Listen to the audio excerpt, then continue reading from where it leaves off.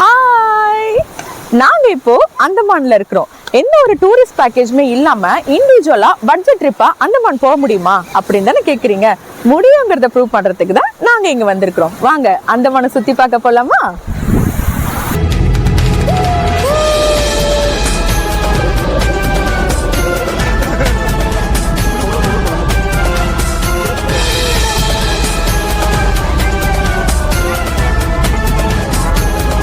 Hi friends.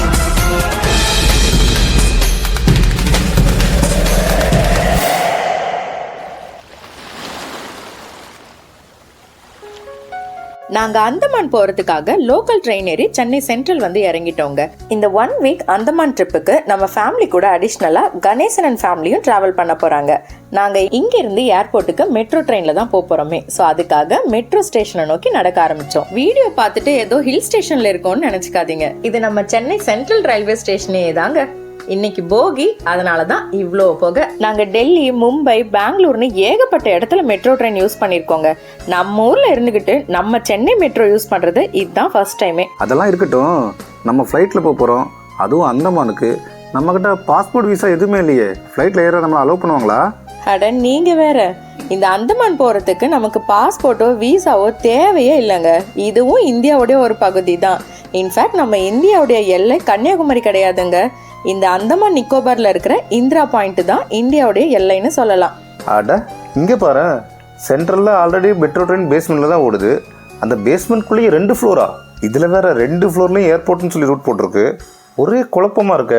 Full AC train வேற. Ticket rate எவ்வளவு இருக்குமோ? எல்லாத்தையும் டீட்டெயிலாவே சொல்றேங்க. ஃபர்ஸ்ட் நம்ம டிக்கெட் ரேட்டை பார்ப்போம். சென்ட்ரல்ல இருந்து ஏர்போர்ட் போக மெட்ரோ ட்ரெயின் ஃபேரை கவுண்டர்ல போய் எடுத்தோம்னா 40 ரூபாங்க. இதுவே இங்க வச்சிருக்கிற QR கோடை ஸ்கேன் பண்ணி எடுத்தோம்னா 20% டிஸ்கவுண்ட்ல நாங்க 32 ரூபாய்க்கு டிக்கெட் எடுத்துட்டோம். ஏர்போர்ட்டுக்கு 2 விதமான ரூட்ல மெட்ரோ ட்ரெயின் போகுதுங்க. ஒன்னு கோயம்பேடு ரூட்டு, இன்னொன்னு சைதாப்பேட் ரூட்டு. இதுல சைதாப்பேட் ரூட்டு தான் டிஸ்டன்ஸ் அண்ட் டிராவலிங் டைம் ரொம்பவே கம்மி. ஸோ அந்த ரூட்டை தான் நாங்கள் சூஸ் பண்ணியிருந்தோம். ஒரு 5 நிமிஷம் வெயிட்டிங்லேயே எங்களுக்கு அந்த மெட்ரோ ட்ரெயின் வந்துடுச்சுங்க. ஸோ நாங்கள் அதில் ஏறி ஒரு 1/2 hour ஜேர்னிலேயே ஏர்போர்ட்டும் ரீச் ஆயிட்டோம். நம்ம அந்தமான் போக டொமஸ்டிக் என்ட்ரியான டெர்மினல் 1 என்ட்ரன்ஸ் நோக்கி தாங்க போகணுமே. ஸோ அதுக்காக T1 என்ட்ரன்ஸை நோக்கி நடக்க ஆரம்பித்தோம். ட்ரிப்பே ஆரம்பிக்கல, அதுக்குள்ள அந்தமானுக்காக வாங்கின மொத்த கடனும் ஃப்ளைட் டிக்கெட்டுக்கே சரியா போயிடுச்சு. அந்தமானுக்கு ஃப்ளைட்டில் மட்டும் தான் போக முடியுமா? நம்மள மாதிரி பட்ஜெட்டில் போகிறவங்களுக்கு வேற ஏதாவது ரூட் இருக்கா? இருக்கே. அந்தமான் போறதுக்கு 2 வழி இருக்குது. ஒன்னு ஃப்ளைட்டு, இன்னொன்னு கப்பல். ஃப்ளைட்ல போறதுக்கு 2 மாசத்துக்கு முன்னாடியே புக் பண்ணோம்னா 5000 இருந்து 7000 ரேட்லயே ஒரு ஆளுக்கு டிக்கெட் எடுக்கலாம். கப்பல்ல இதை விட கொஞ்சம் கம்மி தான். டிக்கெட் ரேட்டு ஃப்ளைட் ரேட்டை விடவே ஒரு 1000 இல்லைன்னா 2000 கம்மியாக தான் இருக்கும். ஆனால் 1400 கிலோமீட்டர் தூரம். ஸோ 2 நைட்டு 3 பகல் ஆகும் டிராவலிங் டைமு.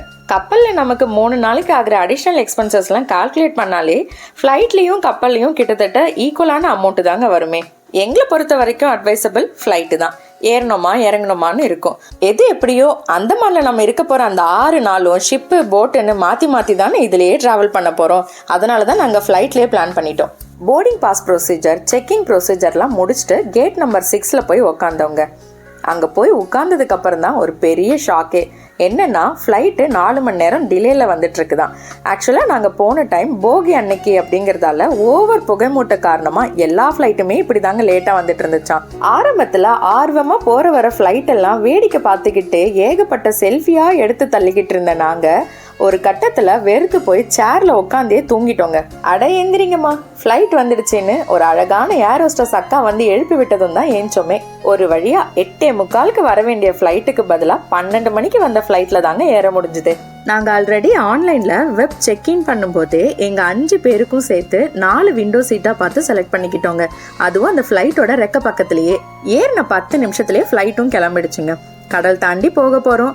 அப்பனே முருகா, எந்த ஒரு செய்கூலி சேதாரமும் இல்லாம எப்படி ஏறணுமோ அப்படியே பத்திரமா இறக்கி விட்டுருப்பான்னு எல்லா சாமியும் நல்லா வேண்டிக்கிட்டு பயத்தோட எங்க டிராவலை என்ஜாய் பண்ண ஆரம்பிச்சிட்டோம். எதுக்கு பயம் உனக்கு? விழுந்தாலும் கடல்ல தானே விழ போற. அதான் உனக்கு நீச்சல் தெரியுமே. நீச்சல் அடிச்சுட்டு கரைக்கு வந்து சேர்ந்துட மாட்டியா என்ன? சரி, இந்த அந்தமான்ல மொத்தம் எத்தனை நாள் தங்கி சுத்தி பார்க்க போறோம்? 5 நைட் 6 பகல். பரவாயில்லையே, வெறும் 5 நைட்டு 6 பகல் போதுமா இந்த மொத்த அந்தமான் நிக்கோபார் தீவை சுத்தி பார்க்கறதுக்கு? நிக்கோபரா? அங்கெல்லாம் டூரிஸ்டர்ஸ் போக பெர்மிஷனே கிடையாதுங்க. இந்த 6 நாளில் நம்ம அந்தமானில் அதுவும் வெறும் 150 கிலோமீட்டருக்குள்ளே இருக்கிற பிளேசஸை மட்டும்தான் சுற்றி பார்க்க முடியுமே. அதுக்கே இந்த 6 நாள் நமக்கு பத்தாது. மேப்பில் பார்க்கறதுக்கு குட்டி குட்டி தீவு மாதிரி தானே இருக்குது, அதை ஃபுல்லாக சுற்றி பார்க்கறதுக்கு 6 நாள் பத்தாதா? ஏன்? இது தெளிவாக புரியணும்னா இந்த அந்தமான் நிக்கோபர் தீவுகளுடைய நில அமைப்பை பற்றி நம்ம தெரிஞ்சுக்கணும். கிட்டத்தட்ட 900 கிலோமீட்டர் நீளத்துக்கு கடல் எல்லையை கொண்டது தான் இந்த அந்தமான் அண்ட் நிக்கோபர் தீவுகள். அதில் அந்தமான் மட்டுமே கிட்டத்தட்ட 400 கிலோமீட்டர் தூரம் இருக்குதுங்க. இதில் டூரிசம்கான ஃபெசிலிட்டிஸ் வெறும் 150 கிலோமீட்டர் சரௌண்டிங்ஸில் மட்டும்தான் பண்ணியிருக்காங்களே. இந்த அந்தமான் அண்ட் நிக்கோபர் ஐலாண்ட்ஸில் மொத்தமாக 572 தீவுகள் இருக்கிறதா சொல்லப்படுதுங்க. இதில் 36 தீவுகளில் மட்டும்தான் மக்கள் வசிக்கிறாங்களே. இந்த 36லையுமே 6 தீவுகள் அந்தமான் ஆதிவாசிகள் மக்களுக்காக ஒதுக்கப்பட்டதுன்னு சொல்கிறாங்க. நாங்கள் டே 2ல ஆதிவாசி வசிக்கிற பேரட்டாங் வழியா தான் போக போறோம். அப்போ இன்னும் டீடைலா இதை பத்தி நாங்க சொல்றோம். அண்ட் நம்ம எல்லாருக்குமே தெரிஞ்சதுதான் அந்தமானுடைய கேபிட்டல் போர்ட் பிளேர். இங்க மட்டும் தாங்க ஏர்போர்ட் இருக்குது. மற்ற எல்லா இடத்துக்குமே நம்ம போட்லயோ இல்ல ஷிப்லயோ டிராவல் பண்ணி தான் போகணும். டிராவலிங் டைம்னு பாத்தீங்கன்னா சென்னையில இருந்து அந்தமானுக்கு வெறும் 1.5 மணி நேரம் தாங்க. சொல்ல போனா நாங்க வீட்ல இருந்து ஏர்போர்ட் போறதுக்கே எங்களுக்கு 2 மணி நேரம் ஆச்சு. ஆனா சென்னையில இருந்து 12 மணிக்கு தாங்க ஃபிளைட் ஏறணுமே. பாருங்களேன், 1.5 மணிக்கெல்லாம் போர்ட் பிளேர் ஏர்போர்ட்ல வந்து இறக்கி விட்டுட்டாங்க. இந்த போர்ட் பிளேர் டிஃபென்ஸ் கண்ட்ரோல்ல இருக்க ஏர்போர்ட்ன்றதால இங்க போட்டோஸ் வீடியோஸ் எடுக்க அலௌட் இல்ல. நாங்களே இந்த வீடியோஸ் எல்லாம் வெயிட்டிங் ஹால்ல இருந்து தான் எடுத்தோமே. இந்த ஏர்போர்ட் சொல்ற அளவுக்கு கூட்டம் இல்லாத கொஞ்சம் காலியான ஏர்போர்ட் தாங்க. பட் இன்ஃப்ராஸ்ட்ரக்சர்லாம் சூப்பராகவே இருந்துச்சு. இந்த ஏர்போர்ட்டோட பேரு வீர் சவார்கர் இன்டர்நேஷனல் ஏர்போர்ட். நாங்கள் புக் பண்ணியிருந்த ரூம் இந்த ஏர்போர்ட்லேருந்து ஜஸ்ட் 1 கிலோமீட்டர் தாங்க. ஸோ நடந்தே போகலான்னு பிளான் பண்ணி எங்கள் லக்கேஜஸ்லாம் எடுத்துக்கிட்டு நடக்க ஆரம்பித்தோம். எங்கள் முகங்களை பார்த்ததுமே எங்களை தமிழ்காரங்கன்னு ஈஸியாக கண்டுபிடிச்சி அங்கே தமிழ் பேசுகிற டாக்ஸி டிரைவர்ஸ்லாம் டாக்ஸி வேணுமான்னு கேட்டு எங்களை சூழ்ந்துக்கிட்டாங்க. நாங்கள் வேணான்னு அவாய்ட் பண்ணிட்டு கிளம்பிட்டோம். இருந்தாலும் 2-3 டாக்ஸி டிரைவர்ஸ் நம்பர் மட்டும் வாங்கி வைக்கலான்னு அவங்களோட நம்பர் கேட்டோம். அதில் ஒரு டிரைவர், உங்கள் ஹோட்டல் எனக்கு நல்லாவே தெரியும், அங்கேயே கொண்டு போய் உங்களை ட்ராப் பண்ணிடுறேன், வெறும் 400 ரூபா கொடுத்தா போதும்னு சொன்னார். எங்கள் 9 பேருக்கு 400 ரூபா. எங்களுக்கு ஓகே மாதிரி தாங்க தெரிஞ்சுது. ஆல்ரெடி வந்தது லேட்டு. ஸோ சீக்கிரமாக ரூம் போயிட்டு ரீஃப்ரெஷ்ஷும் ஆகிட்டு வெளியே வந்துட்டோம்னா சுற்றி பார்க்கறதுக்கு எக்ஸ்ட்ரா டைம் கிடைக்கும்னு சொல்லி யோசிச்சு அவர் டாக்ஸிலே ஏறி எங்கள் ரூமுக்கு கிளம்பிட்டோம். ரூமுக்கு ரீச் ஆனதும் நாங்கள் 2 பேர் மட்டும் கடகடன் ரீஃப்ரெஷ் ஆகிட்டு இந்த போர்ட் பிளேர் லோக்கல் ஏரியா எப்படி இருக்குன்னோ இங்கே விலைவாசி எந்த அளவுக்கு இருக்குன்றது தெரிஞ்சுக்கிறதுக்காக வெளியே வந்துட்டோம். இங்கே ஒரு ஏகப்பட்ட வண்டிங்களை பார்க்கும்போது நம்ம தீவுக்குள்ளே இருக்கிற மாதிரியே தோணலைங்க. சென்னை மாதிரி ஒரு பெரிய சிட்டியில் இருக்கிற மாதிரி தாங்க ஃபீல் கொடுத்தது. அங்கே பாருங்களேன், அந்தமான்லேயும் நம்ம காமராஜரோட சிலை. அதுவா? இங்கே அதிகமான தமிழ்நாட்டு மக்கள் வசிக்கிறாங்க. இந்த அந்தமானே குட்டி தமிழ்நாடு மாதிரி தான். இப்போ நாங்கள் நின்றுட்டு இருக்கிற இடம் டெய்ரி ஃபார்ம் பஸ் ஸ்டாப்புங்க. இதுதான் ஏர்போர்ட்டுக்கு ரொம்ப பக்கத்தில் இருக்கிற பஸ் ஸ்டாப்பும் கூட. நாங்கள் தங்கியிருந்த ரூமுக்கு இந்த வழியாக தாங்க போகணும். அது இருக்கட்டும், இது ஏர்போர்ட் பக்கத்தில் இருக்க பஸ் ஸ்டாப்பு. இதுக்கு ஏன் ஏர்போர்ட்னு பேர் வைக்காம டெய்ரி ஃபார்ம் பேர் வச்சிருக்காங்க? அதுக்கு காரணம் இப்போ நீங்கள் வீடியோவில் பார்க்குறீங்கல்ல, கவர்மெண்ட் டெய்ரி ஃபார்ம் ஃபேக்ட்ரி.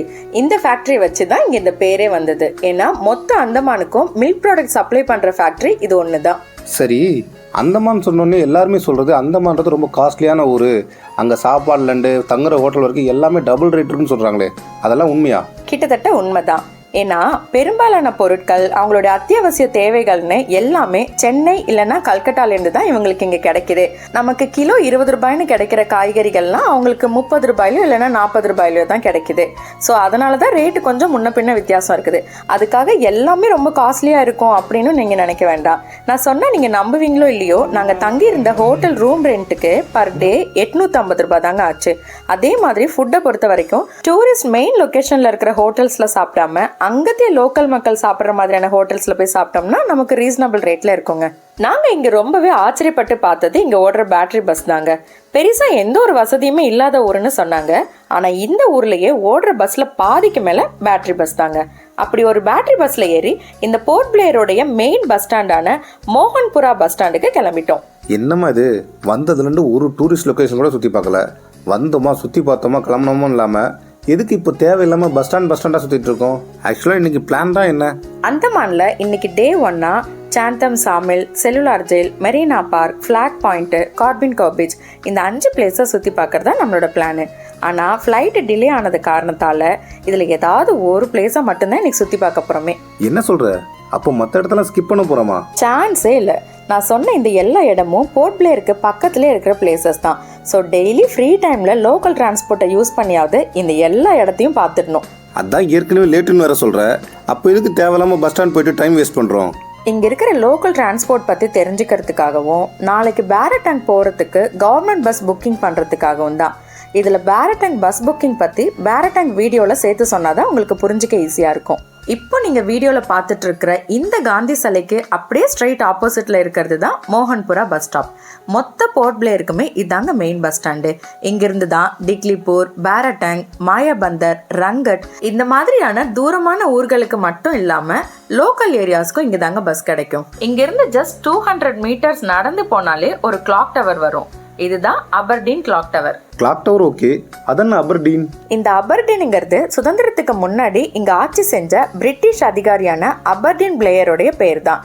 இவர் பேர்ல கடைசியில வர பிளேயருங்கிறது கூட இந்த அந்தமானுடைய கேபிட்டலான போர்ட் பிளேயருக்கு வச்சிருக்காங்க. இந்த கிளாக் டவரை சுத்தி இருக்கிற மொத்த ஏரியாவுமே பஜார் தாங்க. இந்த பஜாரோட பேர் கூட அபர்டீன் பஜார் தான். இதுதாங்க அந்தமான்லயே மிகப்பெரிய பஜாரு.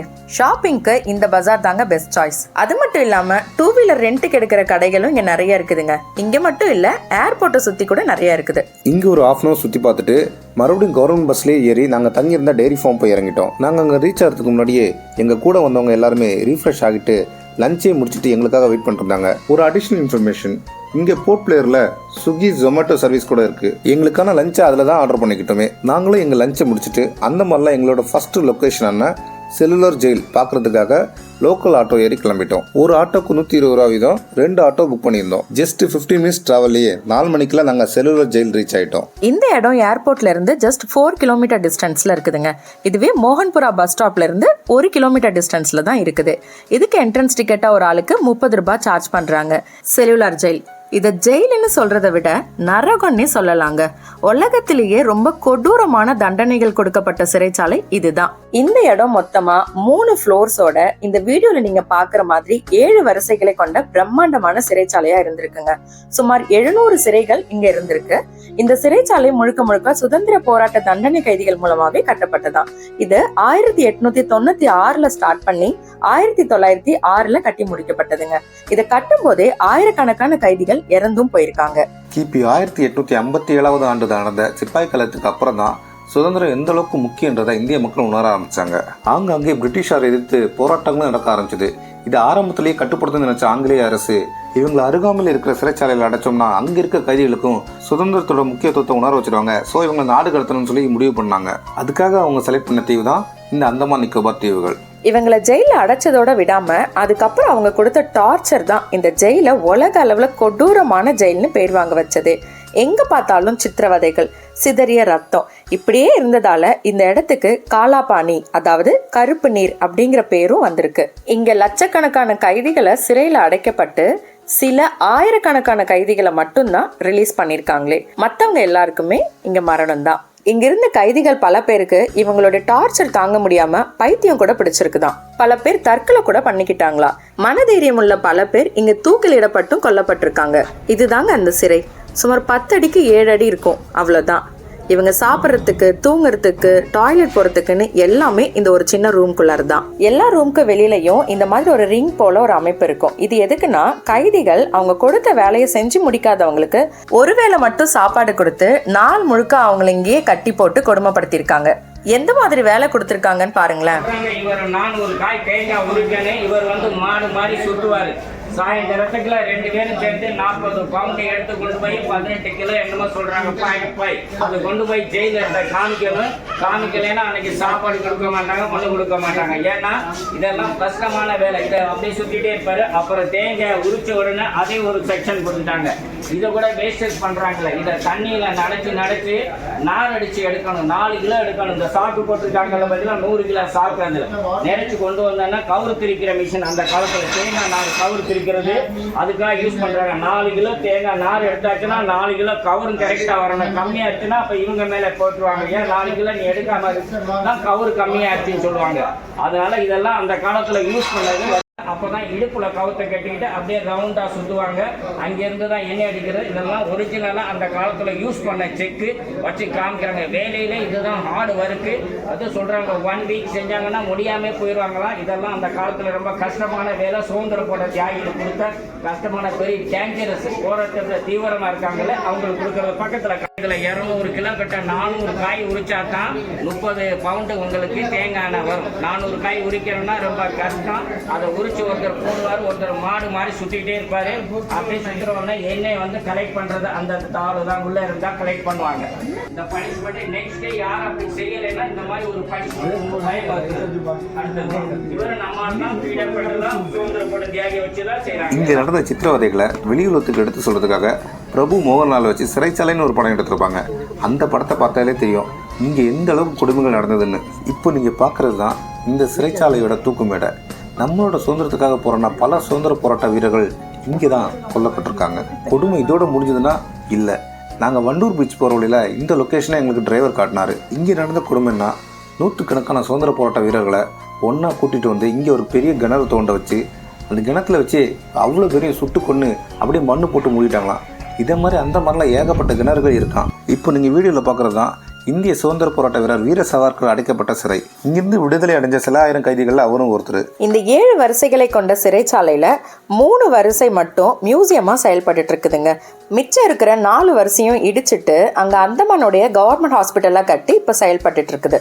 அது மட்டும் இல்லாம இந்த செல்லுலார் ஜெயிலையே லைட்டிங் ஷோ கூட நடத்துறாங்கங்க. இதோட டைமிங் பாத்தீங்கன்னா ஈவினிங் 5:30க்கு மேல. ஆனா அந்த டிக்கெட் மட்டும் ஆன்லைன்ல தான் புக் பண்ண முடியுமா. இது தெரியாம நாங்க நேர்ல போய் புக் பண்ணிக்கலாம்னு சொல்லிட்டு கொஞ்சம் அலட்சியமா இருந்ததால இந்த லைட்டிங் ஷோவே மிஸ் பண்ணிட்டோம். இந்த ஜெயிலுக்கு அப்படியே ஆப்போசிட்ல வீர் சவார்கர் பார்க்னு ஒன்று இருக்குதுங்க. சரி, அங்கே போய் கொஞ்ச நேரம் டைம் ஸ்பெண்ட் பண்ணிட்டு ரூம்க்கு ரிட்டர்ன் போயிடலாம்னு பிளான் பண்ணோம். ஆனால் இந்த பார்க்கோடைய டவுன்ல பீச் வியூ, அதுக்கு நடுவில் ஒரு பிரிட்ஜு, அதில் எல்லாரும் நடந்து போயிட்டு இருந்தாங்க. பார்க்கவே ரொம்ப சூப்பராக இருந்துச்சு. இது என்ன இடமா இருக்கும்னு தெரியாமலேயே குறுக்கு வழியில் சறுக்கிக்கிட்டே போய் அந்த பீச்சுக்கு ரீச் ஆயிட்டோம். இங்கே அக்வாரியம், சுபாஷ் சந்திரபோஸ் பார்க்கு, நிறைய ஸ்நாக்ஸ் கடைன்னு ஒரு நைட் டைம் வாக் பீச்சுக்கு ஏற்ற எல்லாமே இங்கே இருந்துச்சுங்க. விசாரிச்சதுல தான் தெரிஞ்சது இந்த பிளேஸ்க்கு மெரினா பார்க்னு பேரு. இந்த இடம் பார்க்கறதுக்கு வேற லெவலில் சூப்பராக இருந்ததுங்க. ஆனால் எங்களோட அந்தமான் பிளானில் இந்த மெரினா பார்க் பேரை மிஸ் பண்ணியிருந்தோம். எப்படி மிஸ் பண்ணோன்னு யோசிச்சுட்டு இந்த பிரிட்ஜ் மேலே நடந்து போகும்போது தூரத்தில் இந்த ராஜீவ்காந்தி சிலையை பார்த்தோம். அப்போ தான் ஒரு டவுட்டு, ஒருவேளை நம்ம யூடியூப்பில் பார்த்தா ராஜீவ்காந்தி வாட்டர் ஸ்போர்ட்ஸ் ஏரியா இதுவாக இருக்குமோன்னு இங்கே இருக்கும்னு விசாரித்தோம். அவங்களும் யாருமே தெளிவாக சொல்லலை. அப்போது அந்த பக்கமாக ஒரு போட் வந்தது. அந்த போட் டிரைவர்கிட்ட விசாரித்தோம். அவர் இது ராஜீவ்காந்தி வாட்டர் ஸ்போர்ட்ஸ் ஏரியாவே தான், ஆக்சுவலாக இது இந்த ஏரியாவோட பேர் கிடையாது, இங்கே இருக்கிற போட் சர்வீஸோட பேர். இங்கே இருக்கிற லோக்கல் மக்களுக்கு இது ராஜீவ்காந்தி வாட்டர் ஸ்போர்ட்ஸ் ஏரியான்னு சொன்னால் தெரியாது, மெரினா பார்க்குன்னு சொன்னால் தான் தெரியும்னு சொன்னார். ஓகே, நம்ம பிளேஸை மிஸ் பண்ணல, யூடியூப்பில் வர வீடியோவை பார்த்து நேமை தான் தப்பாக நோட் பண்ணிட்டு வந்திருக்கோன்றது நல்லாவே புரிஞ்சுது. ஆக்சுவலாக இங்கிருந்து தான் ரோஸ் ஐலாண்டுக்கும் அப்புறம் வேர்ல்டு லெவல் ஃபேமஸான பவளப்பாறைகள் பார்க்கக்கூடிய இடமான நார்த் பே ஐலாண்டுக்கும் போட்டில் போக முடியும். இந்த நார்த் பே ஐலாண்ட் பவளப்பாறைக்கு மட்டும் இல்லைங்க, வாட்டர் ஸ்போர்ட்ஸ் ஆக்டிவிட்டீஸுக்கும் வேர்ல்டு லெவலில் ஃபேமஸ் தான். எங்கள் பிளான் படி இதை டே 3 கவர் பண்ணுற மாதிரி இருந்தது. ஆனால் பேர் தான் ராஜீவ்காந்தி வாட்டர் ஸ்போர்ட்ஸ் ஏரியான்னு மாற்றி போட்டிருந்தோம். ஆக்சுவலாக இதோட ஒரிஜினல் பேர் மெரினா பார்க்குன்றது இங்கே வந்த பிறகு தான் தெரிஞ்சுது. இப்போ டைம் என்ன, நைட் 8 மணி இருக்குன்னு நினைக்கிறீங்களா? ஆனால் அதுதான் இல்லை. ஒரிஜினல் டைமு ஈவினிங் 5:45 தான் ஆகுது. இங்கே 4 மணிக்கெல்லாம் விடிஞ்சிருங்க. அதே மாதிரி ஈவினிங் 5 மணிக்கெல்லாம் இருட்ட ஆரம்பிச்சிடும். இந்த மெரினா பார்க்கில் உட்காந்துக்கிட்டு இந்த செல்லுலர் ஜெயிலில் ஒரு லைட்டிங் ஷோவை பார்க்கும்போதாங்க அட இதை போய் மிஸ் பண்ணிட்டோமேன்னு சொல்லி சின்ன வருத்தம் இருந்தது. சரி விடுங்க, நம்ம பார்க்காத லைட்டிங் ஷோவா அப்படின்னு மனசை தேத்திக்கிட்டு இங்கே இருக்கிற ஸ்நாக்ஸ் கடையிலலாம் அட்டனன்ஸை போட்டுட்டு எங்கள் டே 1 ட்ரிப்பையே ஹாப்பியாக முடிச்சுட்டு எங்கள் ரூம்க்கு ரிட்டர்ன் கிளம்பிட்டோம். நெக்ஸ்ட் டே ஏர்லி மார்னிங் 3 மணிக்கெல்லாம் ஆதிவாசிகள் இருக்கிற பகுதியான பேரட்டாங்க்கு போக போகிறோம். அதோட ஃபுல் வீடியோவை நாங்கள் போஸ்ட் பண்ணுறோம், லிங்க்கையும் டிஸ்கிரிப்ஷனில் கொடுக்குறோம், மிஸ் பண்ணாமல் பாருங்கள். ஏன் ஒரே வீடியோவிலே போடாமல் எல்லா லொக்கேஷனுக்கும் தனித்தனி வீடியோவாக போடுறீங்கன்னு நீங்கள் கேட்கலாம். பேக்கேஜில் போகிறவங்களுக்கு சும்மா அந்தமானில் இந்த லொக்கேஷன்ஸ் இருக்குது, அடுத்தது நாங்கள் இங்கே போயிட்டு வந்தோம் அப்படின்னு மேலோட்டமாக சொன்னாலே போதுமானதுங்க. ஆனால் இண்டிவிஜுவலாக போகிறவங்களுக்கு எந்த ஒரு இன்ஃபர்மேஷனையுமே மிஸ் பண்ணாமல் சொல்லணும். இது எல்லா இன்ஃபர்மேஷனையும் சேர்த்து ஒரே வீடியோவாக கூட நாங்கள் சொல்லலாம். ஆனால் அந்தமானில் நாங்கள் 6 நாள் தங்கியிருந்தோங்க. இந்த 6 நாளில் நடந்த எல்லா விஷயத்தையுமே உங்களுக்கு சொல்லணும் அப்படின்னா இதுவே ஒரு 2 மணி நேரம் வீடியோவாக எடுத்துகிட்டு போயிடும். அவ்வளோ நேரம் உட்காந்து பார்க்குற அளவுக்கு உங்களுக்கு நேரமும் இருக்காது, அதை அப்லோட் பண்ணுறதுக்கு எங்கள் ஃபோனில் இன்டர்நெட் டேட்டாவும் இருக்காது. ஸோ அன்னன்னைக்கு பார்க்குற லொக்கேஷன்ஸ்க்கு தேவையான ஃபுல் இன்ஃபர்மேஷன்ஸை தனித்தனி வீடியோவாகவே போஸ்ட் பண்ணுறோங்க. அதே மாதிரி இந்த ட்ரிப்போட எண்டில் அந்தமான் கம்ப்ளீட் வீடியோ அப்படிங்கிற பேரில் இந்த ஃபுல் அந்தமான் ட்ரிப்போட பிளானை ஷார்ட் அண்ட் ஸ்வீட்டாக ஒரு சிங்கிள் வீடியோவாகவும் போஸ்ட் பண்ணுறோம். இந்த எல்லா வீடியோஸோட லிங்கையுமே டிஸ்கிரிப்ஷனில் கொடுக்குறோம், மிஸ் பண்ணாமல் பாருங்கள். அப்புறம் இன்னைக்கு செலவுன்னு பார்த்தீங்கன்னா பேட்டரி பஸ் டிக்கெட்டு ஒரு ஆளுக்கு 15 ரூபாய் வீதம், அப் அண்ட் டவுனுக்கு 30 ரூபாய் ஆச்சுங்க. ஆட்டோவில் எங்கள் ஃபேமிலிக்கு 100 ரூபாய் வீதம், அப் அண்ட் டவுன் 200 ரூபாய் ஆச்சு. செல்லுலார் ஜெயிலோட என்ட்ரி டிக்கெட் ஒரு ஆளுக்கு 30 ரூபாய். இந்த அந்தமானுக்கு வரும்போதே இந்த இடத்துல எதுவுமே பர்ச்சேஸ் பண்ணக்கூடாதுன்னு டிசைட் பண்ணி தாங்க வந்தோம். ஸோ எதுவுமே இங்கே பர்ச்சேஸ் பண்ணல. ஃபுட் அண்ட் ஸ்நாக்ஸ் மட்டும் எக்ஸ்ட்ரா ஆச்சு.